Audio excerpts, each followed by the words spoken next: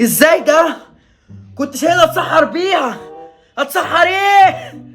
مالك يا ابني في ايه؟ يا بابا حته الجبنه النستون يا بابا، كنت شايلها اتسحر بيها اتاكلت. كل ده عشان جبنا نستو؟ خلاص يا ابني اتسحر باي حاجه. لا يا بابا، ما انا عايز اعرف مين اللي كلها، لا انت لا كلونيا. يا عم انا مالي كلت طعمها وحش اصلا. انا مدقتهاش.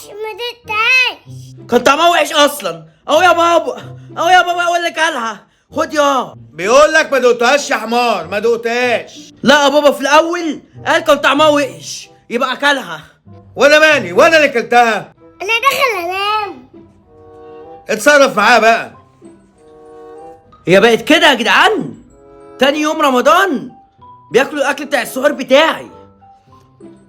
انا قدامي 28 يوم. ده انتوا نهاركم معايا اسود. ده انا اصلا حرامي. تعالولي تعالولي. بس انا عندي فكره حلوه. بابا كان شايل حته لحمه في التلاجة وربنا لا كلها، وكلنا كان شايل حته حلويات يفطر بيها بكره، والله لا كلها. بس كده هتعب نفسي ليه هذا؟